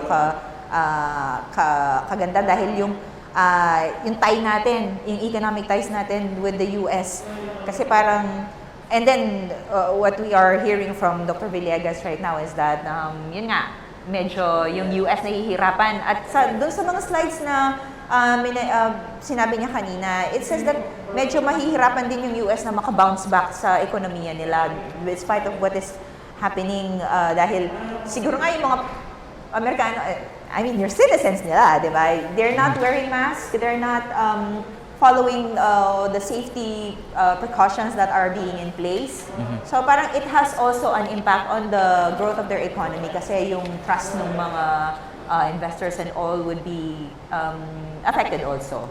So we are nakakakuha na yung mga questions but right now we are having some communication difficulties with Dr. Villegas, pero it's all part of our navigating the business unusual thing in the new normal. Alam mo, isa pa yan, Lani, sa kailangang ma-resolve. Lately nga, dito sa naging panayam ko kay Mr. President Rene Romero, isa sa advocacy ng PamCham, itong koordinasyon na rin dito sa mga telcos company na ina-anticipate nila na kung sakaling ang recovery plan ng gobyerno is to digital adaptation, kailangan daw itong ating mga infrastructure sa interconnectivity. Specifically, the internet connectivity. Exactly. Information technology, yun ang pinaka-importante. Like for example, ngayon, Paolo, marami ang nakakapagtrabaho sa kanilang mga in the safety of their own homes, work from home. Isa tayo dyan doon sa mga nakakagawa ng ganyan. And it's a big factor kung yung internet connectivity mo, yung provider mo, yung ISP mo, hindi ganoon ka-reliable. So parang siguro the business sector is also encouraging these telcos to at least provide the necessary speed.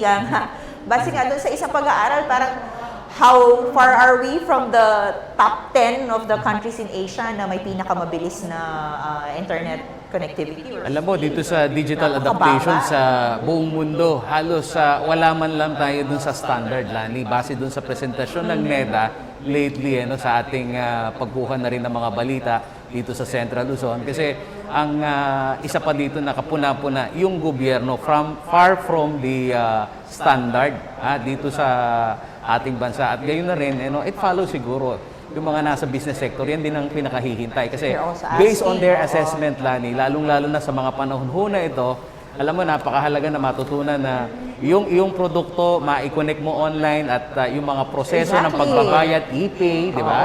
Contactless payment, yung mga ini-encourage natin.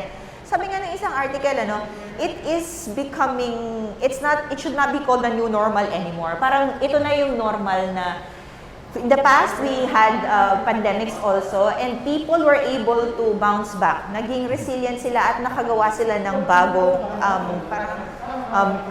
way of coping with the pandemic. And then it has become a tradition already. Tumagal siya. And then what we are seeing now is parang, it's just a cycle. We are going into this new normal, pero we are going to see this as tatagal pa siya ng mas siguro more than 10 years we are seeing this. That's why we should adapt. That is why we are navigating this new norm of doing business. Contactless payment. Yan. Suki ako niyan kasi because it's very convenient and it's very safe for us. Pero if we do not have the infrastructure to support all these that we want to achieve, pero mahihirapan tayo.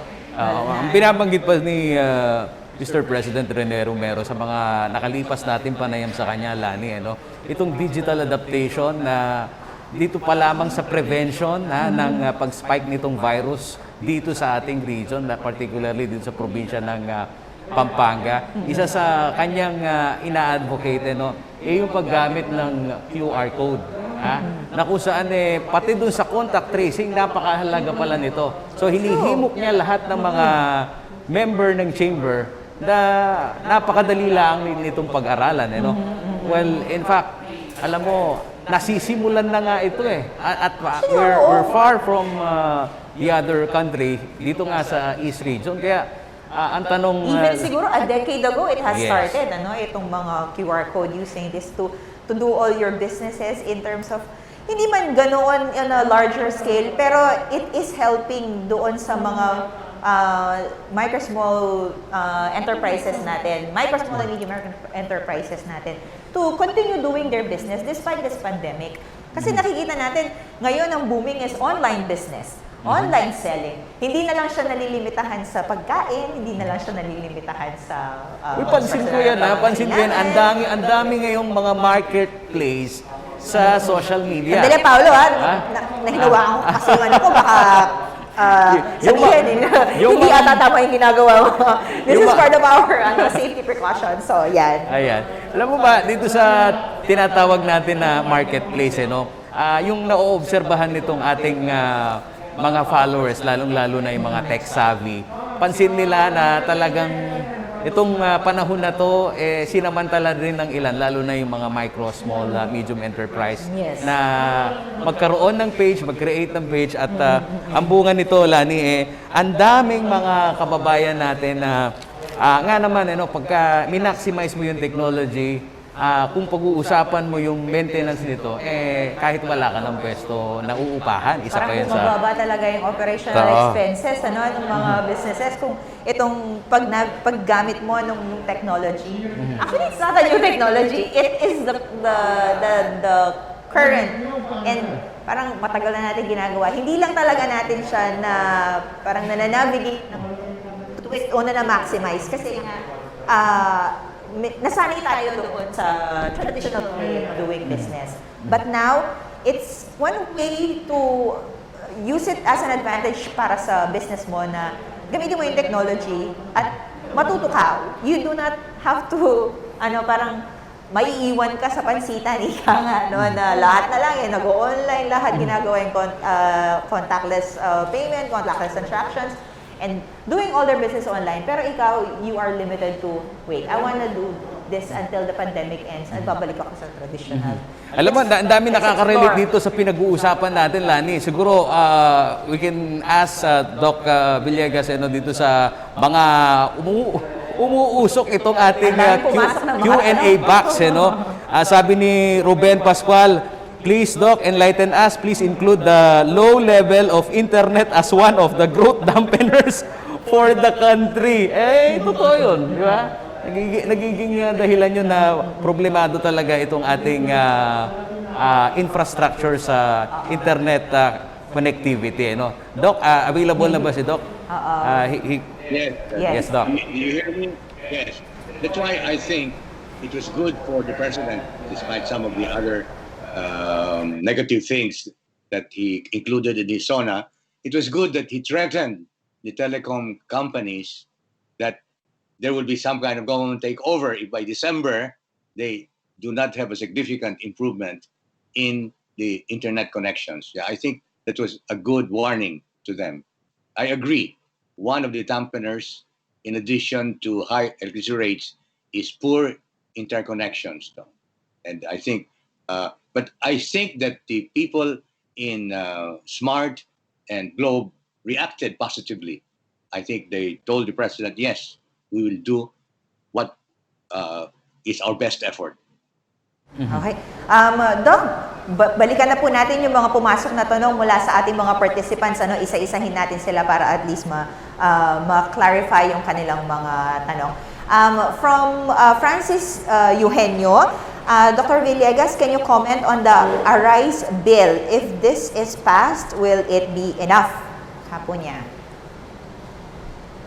Well, definitely it will help. For example, increase the corporate income tax from the high of 30% eventually to 20%, because it will give business corporations over the next 2 to 3 years more capital to be able to invest. Right now, there is easy money going on. The central bank is lowering interest rates. Loans are easy to get from banks, but demand for loans is low because precisely people are not making profits. You don't invest if you don't make profits, no? But once they see, especially in those 4 sectors I enumerated, food and agribusiness, the whole area of health and wellness, digital industry and education, once people see that they are recovering with a V shape, then the desire to borrow will be there again. And definitely, people will need sources of capital, both internal and from loans. And that's why I think the Arise will help address the internal source of savings of corporation when their corporate income tax will be lowered. So I think that's the most positive thing about Arise. And I hope that, as some of you people in the PEZA zones have been asking, that Arise does not remove the tax incentives that are given to export-oriented projects in the PEZA. I think that this is not the time to remove those subsidies. For our next question naman po, it's coming from our chairman, Mr. Jesnick Dao. Ang tanong po niya, how many months do you estimate that we can go back to the pre-COVID situation after the vaccine is available? I think supposing the vaccine is available, let's say in March of 2021, available as widely as possible, I think by early 2022, we can expect a recovery of 6 to 9% of GDP.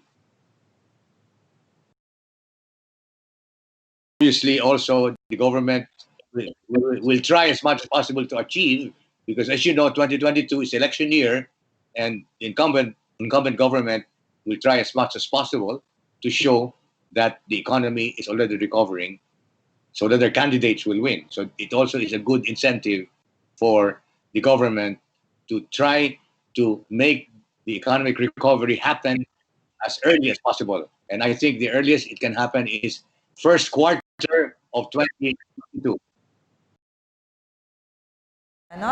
Sooner than expected kasi may sinasabi yung iba, it's at least 2 years from now or 3 years from now that we can bounce back the pre-COVID situation in our economy. So meron pa po mga tanong, Dr. Villegas, it says here, from Rainiel Pawid, the government is pushing for a regionalized form of government. Can it be an answer to our struggling economy in coping with this pandemic? And can it not be a factor for an unequal growth? Government code is good enough. Give powers to LGU heads to do a lot of things independent of the national government. What we just have to push is what they're calling the Mandanas Amendment, which requires the national government to release what is due to LGUs from the tax revenues, which the national government has not been doing. I think that is more than enough for regionalizing development. We don't need a federal form of government. I'm completely against a federal form of government.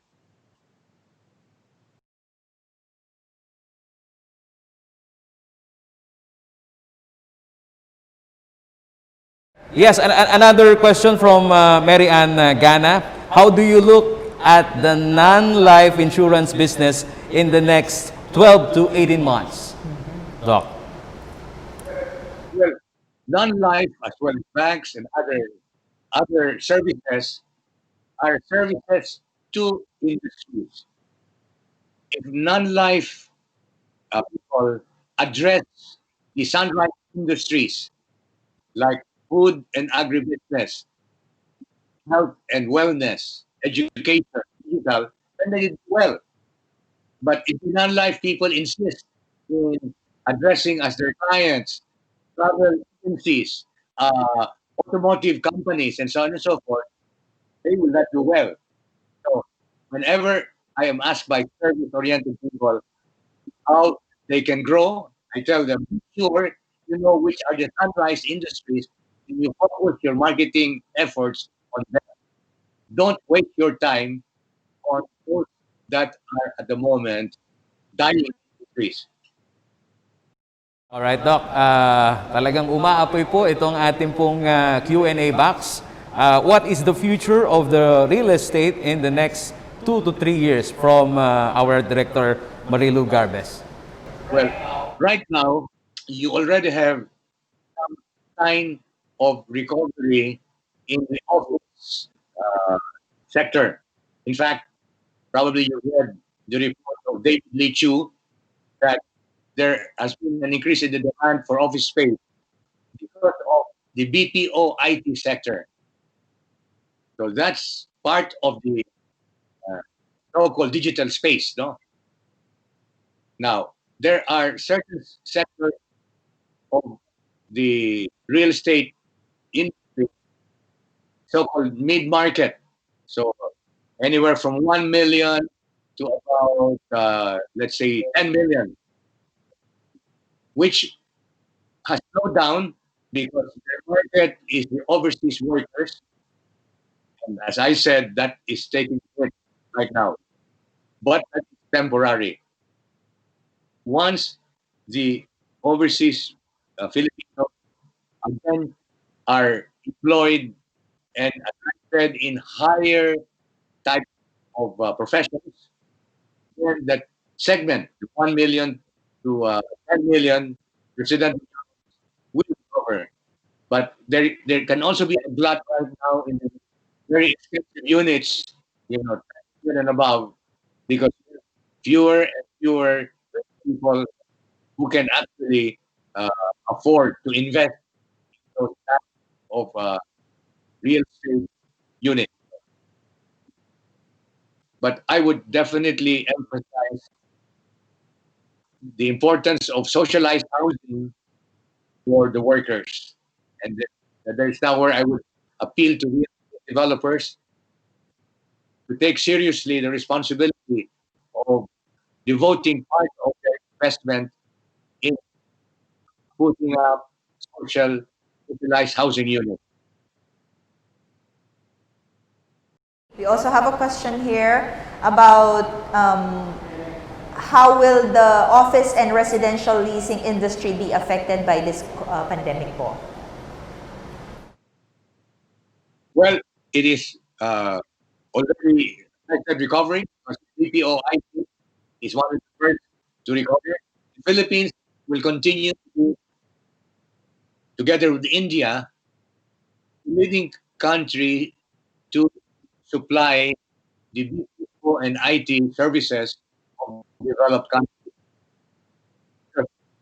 Developed countries may actually be motivated to outsource more and more of their office services and customer services to lower their costs. They try to recover from the pandemic. So we may actually see a bigger demand for our BPO IT, and that will definitely favor our office market. There will be a decline in Pogos. Pogos are not growing as much. The online gaming, they will not disappear completely, but it will be the BPO IT that will make up for a decline in the demand from the Pogo market. Doc, again, marami pang humahabol sa atin ng tanong, how will the government failed response affect the economic outlook for the Philippines? Well, then it will delay the recovery. If we have second, third waves of the pandemic, then it will delay the recovery, as I said, affect the domestic market because if we have more lockdowns, the consumers will not gain confidence, and so that will delay the recovery, obviously. Last question na lang tayo, kasi we are pressed for time. Doc, the last question will be coming from Mary Grace Santos. What can you advise with the kid industry to grow in the current situation? If 21 and below are not allowed to go out, probably, meron tayong mga businesses kasi that only cater to the young ones or to those who are prohibited to go out and enjoy. Parang ganun yung sinasabi nila. Well, that's where what you mentioned, using digital solutions to the children and young people, I think that's the way. And the children and young people are the most savvy about how to order things digitally. So I think that's the solution. And not only in terms of all types of entertainment and so on and so forth, but even the stakeouts. Usually in home, the ones who know how to order from, Army Navy, from Jollibee are the young ones. So that really should make digital industry even more crucial to getting the young people to get their consumption to recover.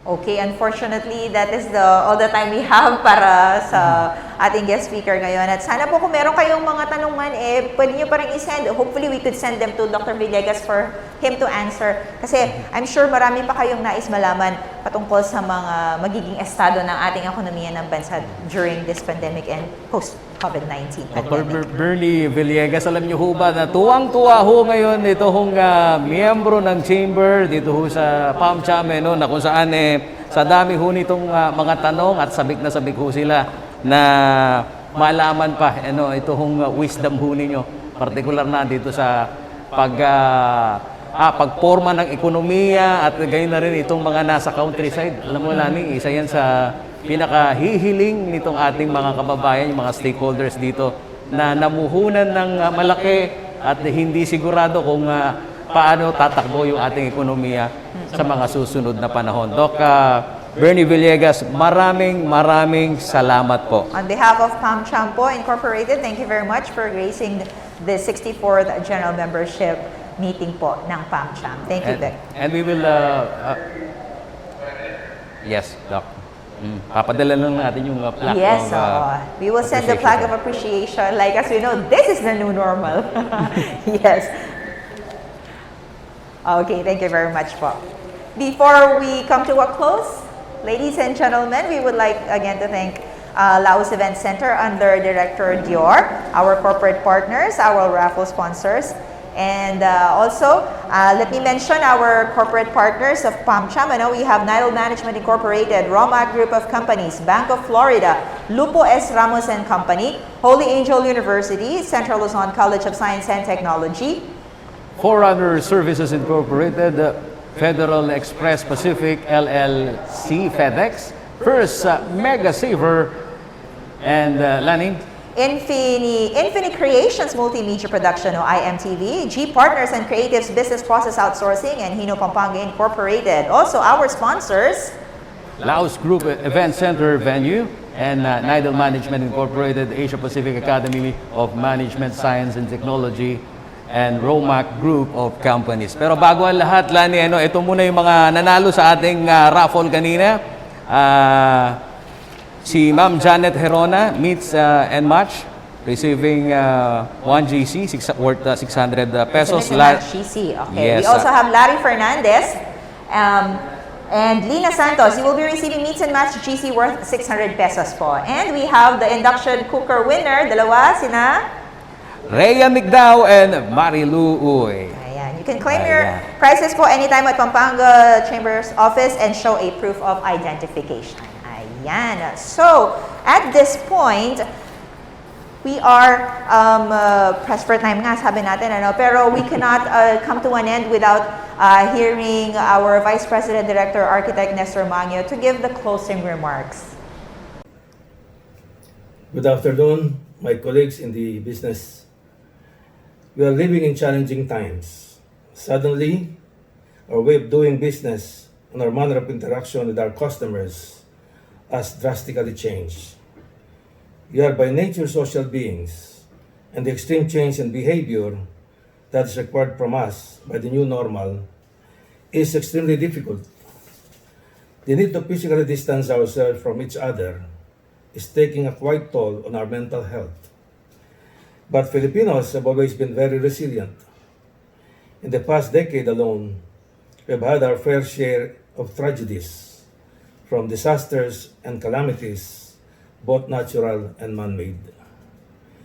The circumstances we now face are most certainly unusual and abnormal. It is as if the world economy is on the verge of a reset, but the restart button remains on hold, pending the availability of the COVID-19 vaccine. Nothing of this kind, of this enormity, and this pernicious has yet happened in our lifetime.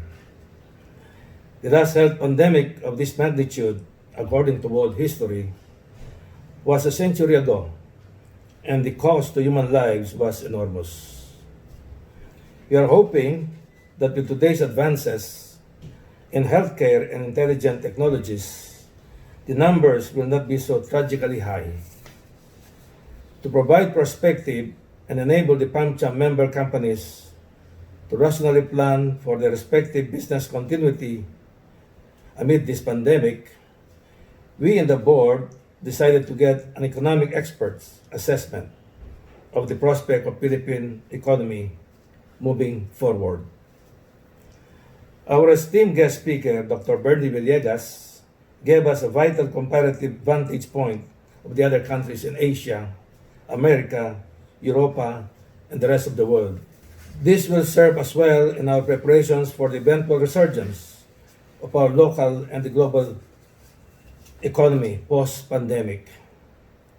And as we all together emerge from this difficult period in our history, let us all become better entrepreneurs, better government leaders, and better people overall. Thank you, and have a pleasant rest of the afternoon. For joining us in this first ever virtual GMM ng PamCham. And I'm sure marami po ang mga sumali at nag-register para dito sa ating webinar for today. And we hope that you will be joining us again next time para sa ating pang mga susunod na virtual events. And by the way, congratulations sa mga bagong inductees po na member na ng PamCham Incorporated. Paolo? Hashtag I am PamCham. Alright. See you. Hanggang sa muli. Keep safe, everyone.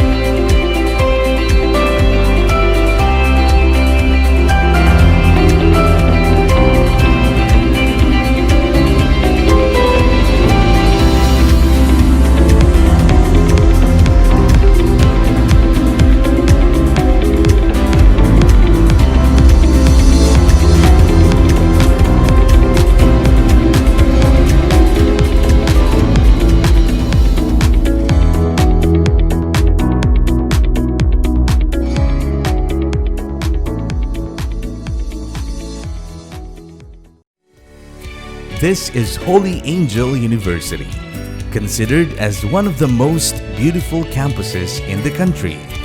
HAU offers accessible quality education that transforms students into persons of conscience, competence, and compassion. With its full range of academic programs and services, HAU has been producing achievers, leaders, trailblazers, and more for over 85 years. Holy Angel University, Laus Deo Semper. Top-of-the-line appliances ba ang hanap mo? Are you looking for the latest gadgets? Or maybe world-class furniture? Ano man ang hanap mo, mapa-home man o office solutions? We've got you covered only here at First Mega Saver.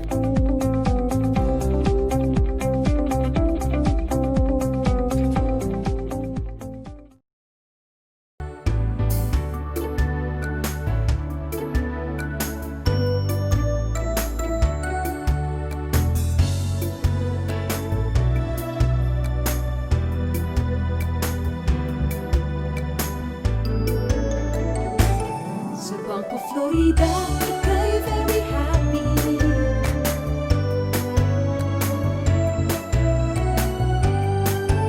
In a fast-paced world where you can get left behind in just a blink of an eye, it's so tempting to just drop everything and stop. Here's for the ones who don't, the ones who keep going. We at Hino Motors Philippines have been with you every step of the way.